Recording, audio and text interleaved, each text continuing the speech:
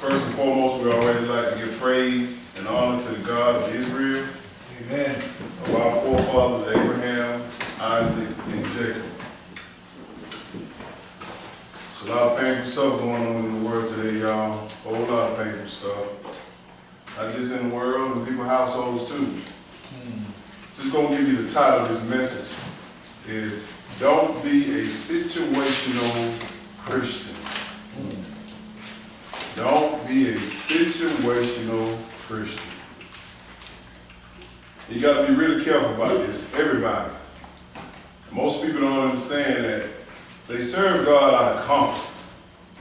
You're not going to be comforted all the time when you serve God.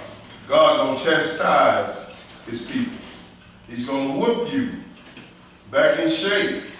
He's going to make sure he make his point across, get his point across. And that's what most of the world don't understand. It's a very thin line between the love of God and the hate of God. Very thin line. Very thin line. So I want to make sure everybody just understand. Don't get down because you go through a lot of turmoil on your job or in your household or anything like that. It's going to happen. As long as you live upon this earth, it's going to happen. But the situation is, how do you handle it when it happens? That's the problem. A lot of times, we all handle the situation wrongly sometimes. But do we quit? No, you don't quit. Just pick yourself back up, try it again. That's why we need Christ. That's why we need this word. Because ain't no man and woman around here perfect at all. So don't serve God because of the situation. We're going to turn to Hebrews chapter 12, and we're going to start with verse 5. Get used to pain. I say this all the time. Get used to pain. Stop thinking that it's going to be all right. It's going to be all right, but you're going to experience some pain too. We all are. And pain can be right next door. God uses pain to correct his children also. And that's what people don't understand a lot of times. Don't turn your back on them. Just get in this book. Read this book and find out how to solve your problem. Every man and woman got to work out their salvation. I can't work yours out. You can't work mine out. You just got to stay in the book. Hebrews chapter 12, we're going to start at verse 5. Go ahead, brother. And ye have forgotten the exhortation which speaketh unto you as unto children. Yes, sir. My son, despise not thou the chastening of the Lord, nor faint when thou art rebuked of him. Understand that. Chastening means that don't despise, don't reject because God is whooping your behind. Period. You're going to experience that. Just like your father and your mother whoop you behind when you get out of line. It's for a reason. To get you back in order. That's right. Most people, they turn their backs on God when they get that chastening. Or when that pain comes. Or they just lose all kind of control. You got to find a spot in your wherever you at and just get this thing back right in your mind. Because you can lose control. And you don't want to lose control when you're dealing with God. He said, nor faint when thou art rebuked of him. Who do the rebuking? God does. Amen. He put certain people, certain things in your life to teach you something sometime. But you looking at it, well, I must have did something wrong. Sometimes it ain't something wrong. It's just like you training. You training right now. This is the training field of earth to get in this kingdom. If you never go through anything, never experience no pain, you won't know how to handle it when it comes. You ever remember the first time you got in a fight? And somebody bust you in the mouth, and you're like, oh, I ain't know how to respond. Because you never felt that pain before. But when you get in the fight next time, you understand. I better put my hands up. I bet I messed with that dude, or woman, whoever it is. But a lot of times, people in the world, they ain't never been in a fight with the world. They ain't never been in a fight with the world. And most of the time, I tell you young kids this all the time. Your parents or your guardians are shielding you right now. But once you get out there in that world, you're going to feel this pain. And you're going to have to take it upon yourself to know how to handle it. Everybody do not handle it the same way. That's right. But don't get outside of this book. God chasing his kids, meaning whooping, pain. Go ahead, brother. Verse 6. For whom the Lord loveth, he chasteneth, Yes, sir. and scourges every son whom he receiveth. So the Lord whoop you too, scourge you. If he love you, he gonna make sure, all right, now Jeff, don't do that no more. Bam, I'm gonna make something happen to you. I'm gonna just tap you on the behind a little bit, Rand, so you can see what you did wrong. But if you continue to do it wrong, I'm gonna tap you a little more. I hope you don't tap me enough to put me to sleep. So we got to understand, whom the Lord loveth, he chasteneth, meaning he gonna correct you. And he scourged every son who receive him. Just because you come in, just because you become a Christian, it don't get easy. Come on. It don't get easy, y'all. You have jumped out the frying pan in the fire when you become a Christian, because everything that you do in the world, people gonna be critiquing you. They're gonna be critiquing you all day long, trying to see what you're doing wrong, see what you're doing right. That's just it. The bottom line, you're gonna see in this lesson. It can be some of your own household, some of your own family members, some of your own closest friends who gonna do this to you. You're gonna be saying to yourself, I ain't never do that. Well, it's been in this book. Go ahead, brother. If you endure chastening, God dealeth with you as with sons. For what son is he whom the Father chasteneth not? See what I'm saying? If you endure it, go through it. Don't quit on it. Don't make a mistake and say, well, I'm going to go do my thing. It's not happening the way I want it to happen. It's too long. Like sometimes stuff goes on for a long time. And when you try to step in there and you try to correct certain situations, you mess stuff up. Because God's trying to show you something. He building you up to handle what's going to come down the road. But you say, forget what God said. I'm going to do what make me feel good. Okay? You better deal with that situation right now. Find a way. And first of all, it's not going to happen so quick. It's not. It's not. It takes time. That's what most people don't have. Patience and time. Go ahead, brother.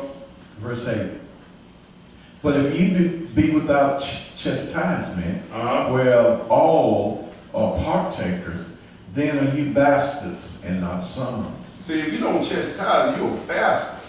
If you ain't going through that, you ain't talking about God enough. If everybody like you, you are doing something wrong. I'm telling you, if everybody like you, everybody says, ooh, I want to be around you, you ain't pushing this book hard enough. Because believe me, when you pushing this book, you're going to have it coming at you left and right. Sometimes I get on my side and just be by myself and get in this book. Because it beat me up so much. I hear it from every direction. But he says, but if you without chastisement, whereof all are partakers, then ye are bastards, not sons. That's an illegitimate child. You ain't even in the fold. That's right. If you don't experience none of this stuff we're going to read today. That's right. Go ahead, brother. Furthermore, we have had fathers of our flesh, Yes, sir. which corrected us, and we gave them reverence. Shall we not much rather be in subjection unto the Father of spirits and live? He said, we got fathers in the flesh. What fathers do in the flesh, he correct you. He whoop your behind if you're doing it right when you mess up, or he correct you and talk to you. He said, you reverence that because you can see that. But when the Father in the Spirit, which is God, start correcting you, you just think, well, no, it's just too much. I can't handle this no more. I can't do this no more. Don't walk out. Don't faint. Don't faint. I'm telling you, if you faint on this, your next destination is the lake of fire. You better find out in your mind in this book how to get yourself back on track. Everybody. Let's keep reading. Let's go to Proverbs chapter 3 and verse 11. Don't lose control. There's a lot of stuff that's going on in your mind when you're in the heat of the moment. When you're in the heat of the moment, that stuff comes in your mind, the evil spirit sit up there and be talking to you Then you say to yourself, do I do what he say or do I do what God say? You better do what God say. Proverbs chapter 3 and verse 11. And that's what the world, I'm going with the world, they haven't experienced how God handled his operation.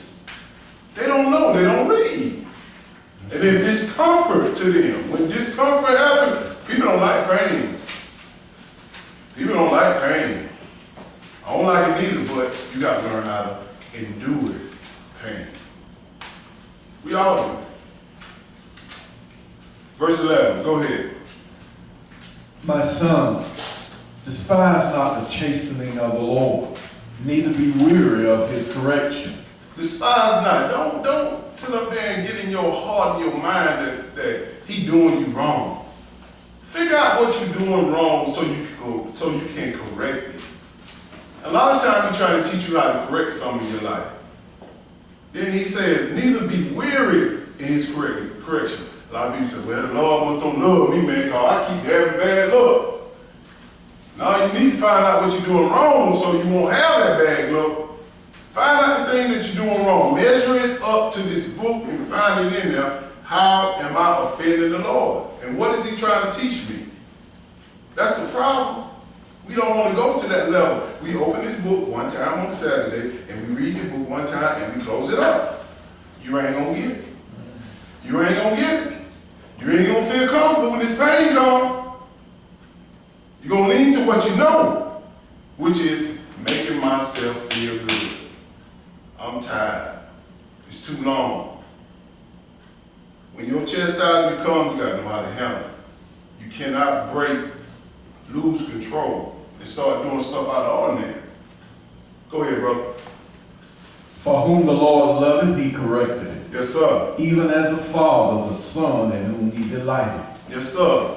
Go ahead. Happy is the man that findeth wisdom, and the man that getteth understanding. When he correcting you, where do you go and find your wisdom? Do you go to your friends? Do you go to people? Or do you go to this book? Come on. You want to lean to somebody going to try to pat you on your back and say, oh, it's going to be all right. It's going to be all right. That don't help you. That don't help you at all. If they tell you that, say, hey, man, you need to check out what you're doing wrong in this book so you can correct it in your life. All they're doing is making you softer and weaker because you're going to lean to that soft pillow. Whoever that person is, whatever it is, you got to understand how he handles his business with this chastisement. And he uses everything. He said, I do good and I do evil. I work it all. And that's God. Go ahead. 14.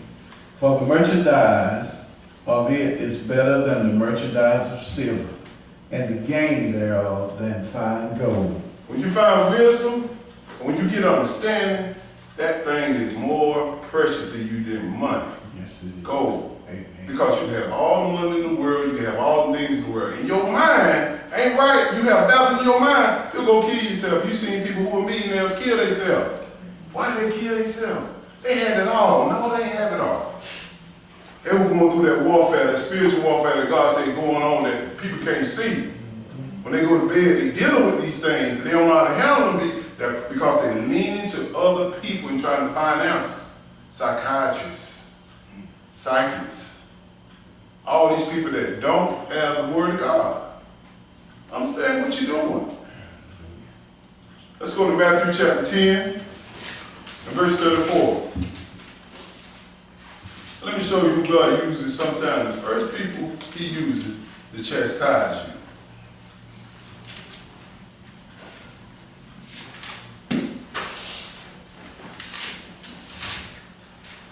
And sometimes you got to smile through this thing, y'all. Don't take this stuff so serious. When somebody offend you, when somebody tell you something you do it wrong and you need to correct, don't take it so serious when you get out of control. Calm it down. Go sit down by yourself and just think. Because when you start losing control, start acting out of the ordinary, you're going to make some bad mistakes. That's right. You're going to make some bad mistakes. Yes, yes. Matthew chapter 10 and verse 34. When we serve Christ, he come here for peace. Go ahead. Think not that I am come to send peace on earth. I came not to send peace, but a sword. He came to send what? A sword. He ain't come for peace. It's time out for peace. Now he's trying to get this household in order so we can be ready for the resurrection. Go ahead. For I am come to set a man at variance against his father, Yes, sir. and the daughter against her mother, and the daughter-in-law against her mother-in-law. And a man's foes shall be they of his own household. Sound familiar? A man foes, a man enemies of his own household. Remember the first time you learned about the law, you go told your mama, said, Mama, we don't supposed to eat swine no more. Now, where you get that stuff from? You be eating swine all that life. My grandma lived to be 80-something years old eating swine. She still eating bacon. Where you get that stuff from? Down there talking about them coats. What do you get? I said, I got out of the Bible. This is what he said in the Bible.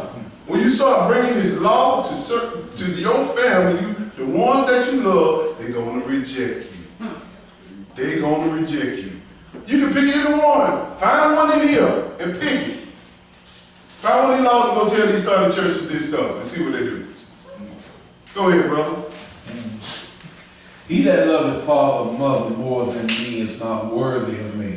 Yes, sir. And he that loveth son or daughter more than me is not worthy of me. This is a personal thing between you and the Lord. If you love your mama, your dad, your brother, your sister, your wife, your kid more you love him, you're a dead man or woman walking.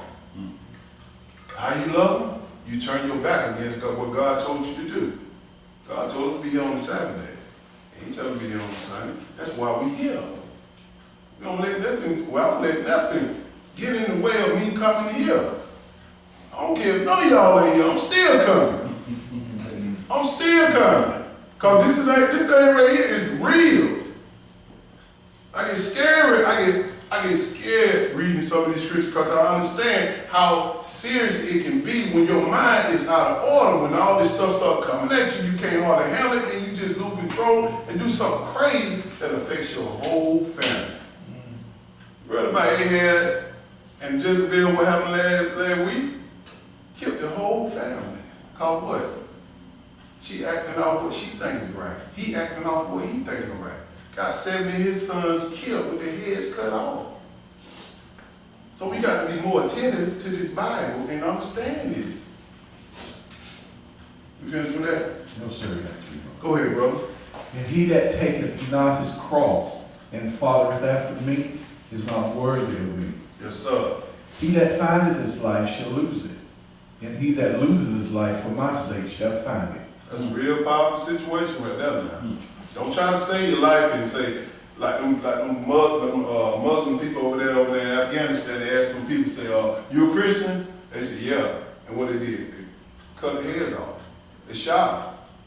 Don't try to save your life. Death ain't always bad. It's not. Death is bad when you die in your sin. Come on. That's when it's bad, because the next time you wake up, you're gonna be in a bad situation, which is in the lake of fire. So understand that. Don't try to save your behind because you feel that pain coming. It's gonna come. You better read some of these stories about some of these disciples and some of these people, disciples, how they got killed.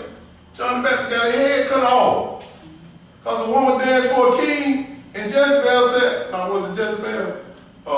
Her daughter danced for a king, and then she asked her mom, I don't know what to ask the king." She said, tell him you want John the Baptist's head cut off. And this is a man of God. Man of God. All because John told him, you cannot marry that woman because you're going to be committing adultery. And she got mad. I think it was Jezebel. I think it was her. But understand that. You got to make sure that you make the right decisions in the time of trouble, precious situations. Don't be so fast to run your mouth and talk. Go find out what you're supposed to do. We all got to work on that. We all. And when you do that, you're not a situational Christian. You think. You don't let the situation control you. You control the situation. You slow it down. Leave it alone. Let's go. You finished with that? Go ahead. He that receiveth you receiveth me. he that receiveth me receiveth him that sent me. That's it. That's the one. If you receive Christ, you receive in this word. That's the only thing you're doing today. Reading this word so you can receive him. If you don't receive this word, you don't receive him. Period. Let's go to John chapter 16 and verse 1. You know it's going to come at your household. It's going to come at every place. And God and Jesus warned us of this, that when this chastisement comes, don't think that because you're serving me, that you're not going to experience this pain.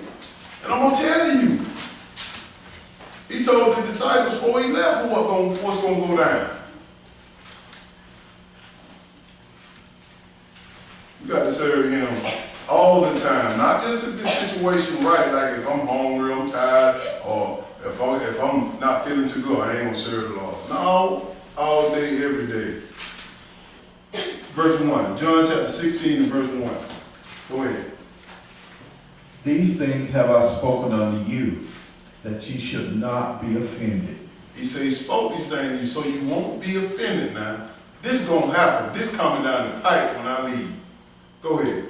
They shall put you out of the synagogues. Put you out of the churches. That synagogue, they're going to put you out of the churches. Go ahead. Yea, the time cometh that whosoever killeth you will think that he doeth God's service. They're doing it now. What you think ISIS is doing? Them folks told them, I'm a Christian.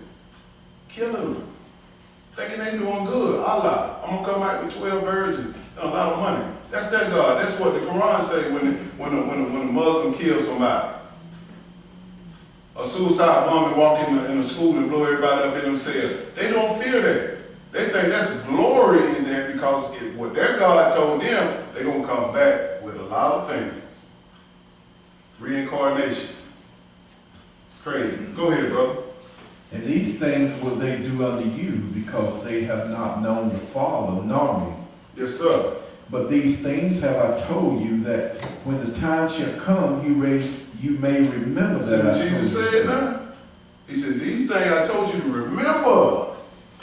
I told you this. So when you come in those situations, you won't turn your back on me. Because you die in your sin, I can't do nothing for you. You reject me. When you reject me, when it's time of trouble and when it's not convenient for you, you're going to the lake of fire, man. And woman. Read that again. But these things have I told you, that when the time shall come, you may remember that I told you of them. Yes, sir. And these things I said not unto you at the beginning, because I was with you. Go ahead. But now I go my way to him that sent me. Mm-hmm. And none of you asks me, whither goest thou? Go ahead. But because I have said these things unto you, sorrow has filled your heart. See, that's the problem. When you preach too hard, I said, you just go in too much. I'm telling you how to prepare for these situations, and you telling me that I'm preaching too hard. I'm at the coach. I'm reading the book. But you telling me this. You want somebody to sit up here and tell you a nice little joke, bounce a basketball around, jump some rope on stage, and just entertain you like a circus. You're a circus clown. I'm not the one to do that. Come on. I'm going to read this thing because I know how serious it is. And that's what these people want. When you tell them hard stuff, they like to run away. They faint. All hard stuff is going to whoop you in shape. If you go in the weight room lifting 135 every day, oh, you're going to get stronger. You're not going to get stronger. The only way you're going to get stronger, lift more weight, you got to put more weight on the bar. And that's what God said right here. You're going to be offended. These people going to come at you left and right. These situations going to come at you, and you're going to have to deal with this chastisement. Because I told you I'm going to bring it. And I told you what these people going to do to you. Some going to be in your household, some going to be in your churches, some going to be in the world. They're going to be all over you. But you got to know how to handle it. You finished with that? Go ahead. Nevertheless, I tell you the truth. It is expedient for you that I go away. Yes, sir. For if I go not away, the Comforter will not come unto you. But if I depart, I will send him unto you. We need that Comforter now. That's that angel going to show you, which is Gabriel, leads you to all truth. He's spirit, he's a spirit. They're like Satan got spirits. They warring back and forth with you, talking to you in your time of situation. You know, you say, man, where did that come from? I think about Job, his situation time when he got kids killed, his body was hurt. What the first thing his wife said? Curse. Go on, curse God and die. Where did that come from? Satan used her to say what he wanted to say. And that's what I'm telling you. And not just saying it's just Job's wife. It also Adam. It also your boy, what's his name? Even what's that guy we just talked about? Ahab. All those people. They listen to other spirits. Men. It's everybody. I'm not singling out women. I'm just telling you. If you don't know the spirit and what the word of God said, you will follow the wrong spirit. You'll follow it. Let me show you how to handle this thing. Let's go to Luke chapter 6 and verse 26. Let me show you how God wants us to handle this. And the only way you're going to know this spirit, if he's telling you the truth, is you got to read this book. Luke chapter 6 and verse 26.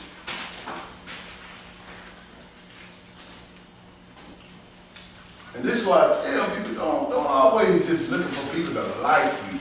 If they like you too much, you ain't saying much about God. They like false prophets. That's why they got 60,000 members in their church. That's why they got 500 and 600 members in their church. They like them. Verse 20 says, listen what this book says. Go ahead. Woe unto you when all men shall speak well of you, for so did their fathers to the false prophets. He said, woe unto you that all men speak good of you. And most people try to speak good. When they just thrive on somebody telling me, brother, you did a good job right there, man. You did a good job. When they start saying it all the time to you, you ain't saying enough of the truth. Because this is what they did to the false prophet. Because the false prophet going to put it on the table. It's going to be real easy for you to do. Real easy. Go ahead, brother. But I say unto you which hear, love your enemies, do good to them which hate you. This is how you handle it. Love your enemies. They ain't telling you saying, ooh, I just fall in love with you. God, I just love this man who just slapped me in my face. I just love this woman who just went out there and slept around me. No, they're telling you, I won't lie to you. I won't steal from you. I won't kill you. That's love. But most people confused it to saying that just because he said love, you got to fall in love with them. That's not what he's talking about. If they hit you, don't hit them back. If they steal from you, don't steal back from them. That's love when you don't retaliate. Go ahead. Bless them that curse you, and pray for them which do despitefully use you. The same thing I'm talking about to my daughter. I said, look, pray for the situation that you want to change. Pray for it. Don't try to put yourself into it. Pray for it. Because when we try to put ourselves into it, we do more harm than hurt. Well, God said, you plant and water, but I'm going to give the increase. I'm going to make sure that they can see it. Only He can do that. But when we try to make people see it, we're messing it up, y'all. I did it for a lot of years. Go ahead, brother. 29. And unto him that smiteth thee on one cheek, offer also the other.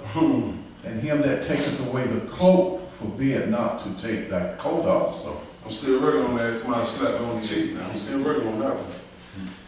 He said, if they take away your coat, give them your cloak. And if they take away your cloak, give them your coat. Because evidently they might need it. Just give it to them. Don't look bad on it. You got a little coat. You ain't suffering. You ain't hurt. Give it to them. This is how you handle chastisement of the world and people. Go ahead. Give to every man that asketh of thee, and of him that taketh away thy goods, ask them not again. Yes, sir. Give it to him. Man, say, man, give me $1, man. I ain't give you no $1. You're going to go and drink something. You're going to go gonna get drunk. I ain't worried about him, man. Go ahead.